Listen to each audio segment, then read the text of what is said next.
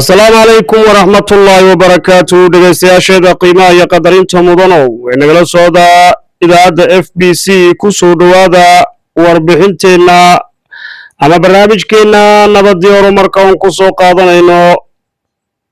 xafiiska golaha arrimaha islaamka oo sanadkan dadaal xoogan u galay sidii xilliyada xagaaga ardayda loogu fidin lahaa waxbarasho diiniya isla markaasina duruusta kala duwan ee diiniga ka bilaabay dhammaan degmooyinka gobolka City haddaba waxaanu ku horeynaynaa barnaamijkaasi waxaana ugu horeyn ka hadlay munaasabad lagu soo afmeerayay dowladii magaalada Shinile gudoomiyaha golaha arrimaha islaamka ee gobolka City Sheekh Muuse Miiga oo ka warbixinaya guud ahaan dadaalada iyo sidoo kale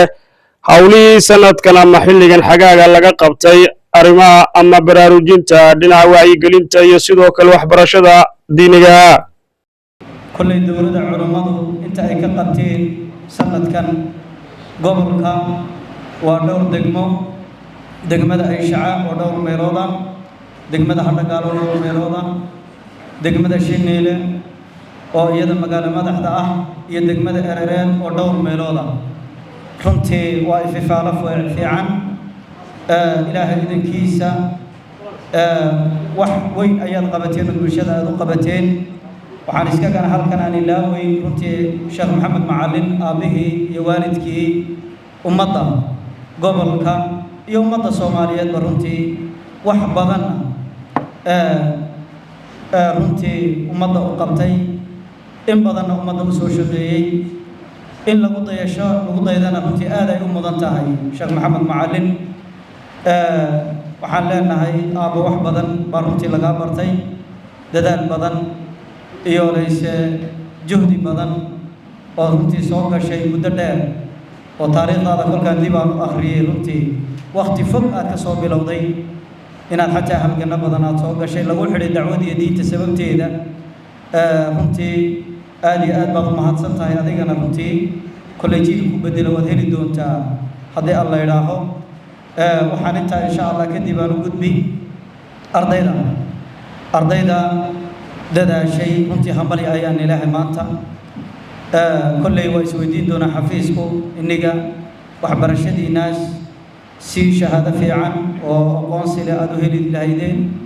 waa isweydiin doonaa xafiisku haddii alla yidhaha heer deegaan iyo heer gobolba kolley ilaahay idankiisa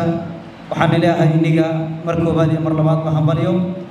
wax aan la soo koobi karin wanaag iyo khayrka ku jira ayaad barateen إلهينا وأن كرقاضي يا رنتي وإلهي ما سبحانه وتعالى بلغ قاضي ضدك أقوان تلا الله يقان إنه الله كرقاضي دونه إلهي ما يرفع الله الذين آمنوا منكم والذين أوتوا العلم درجات إلهي سبحانه وتعالى وحوليها آيات كرام قل هل يستوي الذين يعلمون والذين لا يعلمون مركا مرتبط في عن رنتي آيات كنت لابستين عن إلهي نجنا حلقا كوضا علمنا حل الله بارك الله فيكم ددالك علمنا حل جوتيو إن شاء الله علمنا دوردي قبل كما دام أي قبل قباب سهد ذي مريسو وفريسدونا كمجلس أهان إن شاء الله ما ينقصوا أدن آدي أدمد ما هتسنتين sidoo kale madaxa xafiiska waxbarashada ee degmada Shinile mudane Muuse Asuuya ayaa ka warbixiyay dadaalka culimada diinka iyo dhalinyarada jaamacadaha dalka gudaha iyo dibadiisa wax ka barata ee barnaamijkan tabarucaadka ka fulisay guud ahaan degmada Shinile ku saabsan ardayda bilaa xagaaga ee waxbarashada diiniga lagu siiyay diiniga waa waxa uu farxo oo anuguna gaar ahaan ka shakhsi ahaan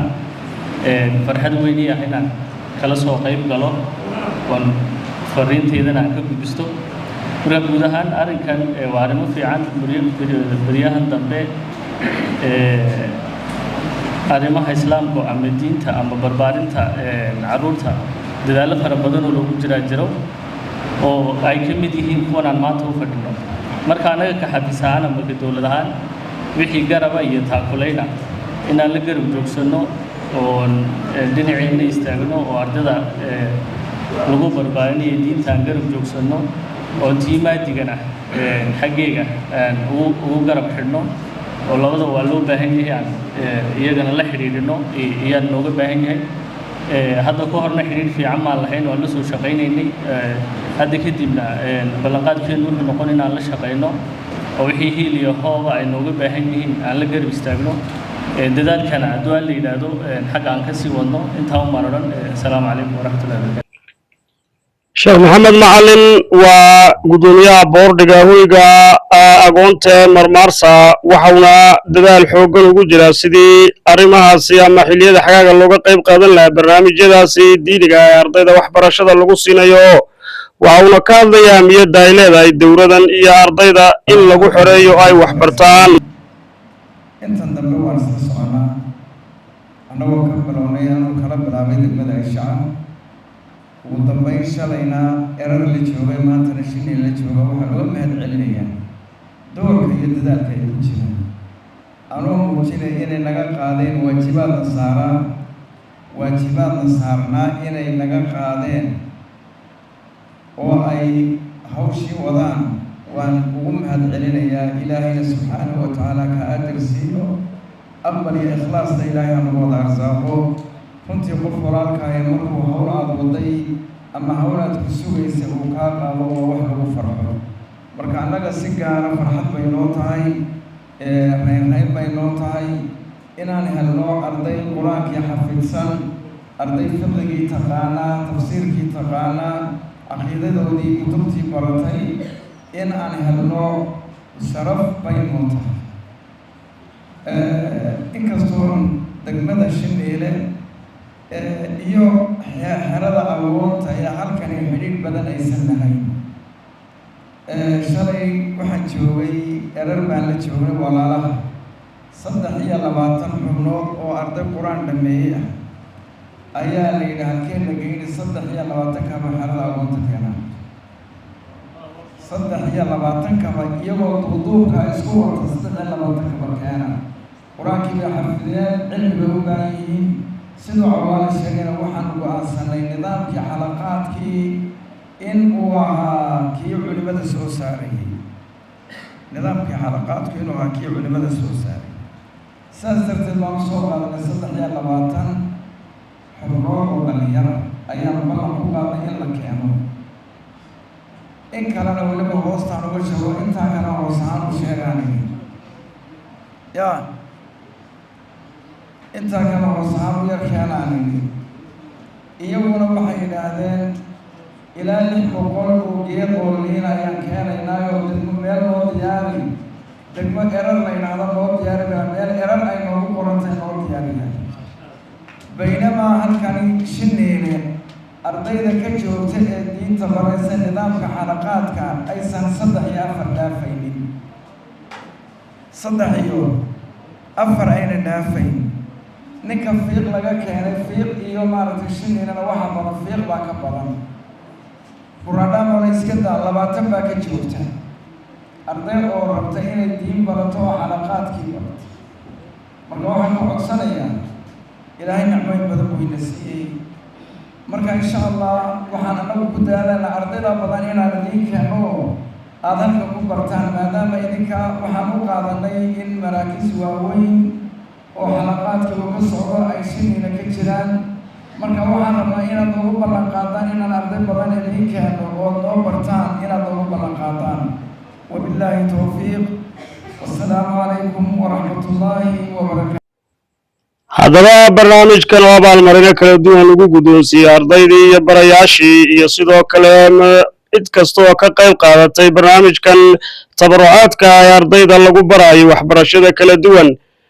ayaa waxaa halkaasi abaalmarino kala duwan lagu guddoonsiiyey barayaashii natiijada fiican ka keenay iyo sidoo kale qaar ka mid ah ardaydii ugu wanaagsaneyd ee dhibcaha fiican ka keenay iyadoo halkaasi lagu abaalmariyey 2 hablood oo kaalmaha hore ka galay xagga imtixaankii laga qaaday ardaydaasi iyadoo sidoo kalena abaalmarintaasi la guddoonsiiyey sidoo kale raggii iyaguna 2 arday ee ugu horeysay waxayna ardaydaasi ay soo dhaweeyeen barnaamijkaasi sidoo kale waxaynu halkaasi ka hadlay oo gabay ka soo jeeday Abwaan Axmed Qawrax oo ka mid ah waalidiintii ka soo qayb gashay barnaamijkan asxaabtu inay tiirar tahay taana hayloobi ninkii maxamed oo soo kulmay inuu tasoobayo jannadu inay tiisa tahay taana hayloobi in aan dhuf laga taminin taana hayloobi inaad uurka hooyada ka timin taana hayloobi in 9 bilood aad dhextay taana hayloobi kursiin waxaad ku taataba kolkaad turuqiyo weynaato inuu ashaqtoordaada gali taana hayloobi hablayna sabaashooda tagi taana hayloobi hablayna sabaashooda tagi taana hayloobi hadduu ilaah kuu tasho oo tamaro loo yeelo booskii dhalmadu tegi hadday dhibicdu tiirayso adduunyada inaad taran duldhigi taana hayloobi badda tooxda weyne iyo biyaha mawjabada taagan xayawaanka lagu tuulay ee tulbuclaynaya inay eebba tamartiisa tahay taana hayloobi tumbushiiyo buuraha arlada tumbushiiyo buuraha samada udubka loo taagay tugag iyo luqyada dixaha laga taaraarjaaxay inay eebba tamartiisa tahay taana hayloobi waxaad tahay lafo iyo hilib istagay timo iyo dhacaan inay eebba tamartiisa tahay taana hayloobi haddaad waarto oo taliso oo tan iyo xoog boodo inuu gabagu kaa kala takhtakhin taana hayloobi tartaradii intaad weyn tahay ee timaha feedhayso toobadu inay kaa fogayn taana hayloobi kolkuu mawdku kugu tiiriyo aad jiridhiqturiyooto waxba inaad haddee taabi karin taana hayloobi tinkaana ahaatee inaad tare la soo joojin in xisaab waxbaba laga tegay taana hayloobi haddaad xeeriyaagee tahay ooday xataa mashlayso qowlkaa tilaadaba inuu eebba tirinaayo in su-aal tigtigan lagula gali taana hayloobi taana hayloobi haddaad assalaamu calaykum waraxmat ullaahi wabarakaatu meel qiimaha qofku waa waxbarashada iyo aqoonta taala muhiim ummad kolka la bedelayana ma dadkaa la bedelaa ma ashyaacdaa la bedelaa mise afkaartaa la bedelaa waxaa muhiima in la bedelo afkaarta say qofka u fikirayaan isaas qofka u socda dadka in la bedelo macna mala iyagii ubay soo baxayaan ashyaada in la bedelana macno furan ma keensanayso shayga muhiimkii waxa weeye in la bedelo fikirka dadka iyo qaabkay u fikirayaan iyo qaabkay u socdaan iyo qaabkay u tasarrufayaan haadaa muhiima kolkaa dowladdanina waxay ka turjumaysaa ay ka socoto waa taawi waxaa kaloo xududdan isticmaalku sameeyey maahine dadkan waa dad qura oo mad qura waa dad qura waa dad qura aniga waxaan kusii hadlayaa aniga oo waalid ah waalidiinta ardaydooda ay ka qayb galeen ay ka faa'iidaysteen dowladda aad baan ugu riyaaqay ciyaalkayga qaar kamid ah ka faa'iidaystay awalba way imanayeen dhulkan laakiin awal telefoon iyo ciyaalada ka shaqaynayeen maanta se aad bay uga faa'iidaysteen wax weyn baa ugu kordhay wax weyn baa yani aad baan ugu farxay marka waxaan rajaynaynaa in aad loo sii ballaariyo in laga qayb galo say walaalneen codsadeen ay culummada codsatay ee ragga dadaalay ay codsadeen in lagu garab galana mustacidiin insha allahu tacaala inaan ku garab galo wixii taaqeega wallahu tacaala aclam horeba ka lahaad hore ka soo qaybgeliyey fadhiga dheer ee intaas leeg u dhabar adaygay iyagna waan u mahadnaqaynaa kolley sidii ay aabbayaashu sheegeen annagu wakhtigii aynu qur-aanka baranaynay nasiibu maanan helin in aynu culummo waaweyn oo diintana barta laakiin culummadeennii joogtay ayaynu hoos fadhiisannay ooynu ka faa'iidaysanay laakiin maanta dhallinyaradu waxay nasiib u heleen in annagu qur-aanka waxaynu ku soo barannay horta loox baanu ku soo barannay laakiin maanta waxay iyagu nasiib u heleen in madaaris xifdi ay qur-aankii ku soo bartaan oo maca tajwiidkii ay ku soo bartaan kadibna qaybtii cilmiga ay u gudbaan oo arday kasta oo qur-aanka dhammeeyey awnan suuq orod noqonin oo qaybtii cilmiga ay u gudbaan qaybtan dowladuna waa dheeraad iyadna loogu sii xoojinayo kolkay waalidiinta waxaan kula dardaarmayaa waxaa jira arday badan oo qur-aanka dhammaysay xifdiday laakiin xaafadaha iyo guryaha iska joogto iyaga oo cilmigii lagu bixinayo masaajidda lagu bixinayo madaarista lagu bixinayo ayay weli xaafadihii iska joogaan kolka waalidiinta waxaan insha allahu tacaala kula dardaarmi war waalid kasta uu ilmahaagu haddii uu qur'aanka dhammeeyey alif ma joogo cilmigu waa bad inaad qaybtii barashada cilmiga aad ku darto kollay masaajidka raxmo waa lagu bixiyaa khayr allaha siiyo macalin cabdilcasiis baa bixiya masaajidkan sheekh muuse waa lagu bixiyaa cilmiga oo arday baa ku xiraysan oo macalin yaasiin baa u dhiga kolka arday kasta oo qur'aanka dhammeeyay yuuna suuqii dib ugu noqon inay qaybtii cilmiga ha sii qaado insha allahu tacaala aad iyo aad baad u mahadsantihiin sideed u soo ajiibteen baaqana waan iga mahad celinaynaa wasalaamu calaykum waraxmatullaahi tacaala wabarakaatu haddaba barnaamijkan tabarucaadka labada bilood amaan idhaahda waqtiyada fasaxa oo sanadkii afraad laga qabanayo magaalada Shinile ayaa waxaa halkaasi abaalmarino kala duwan lagu guddoonsiiyey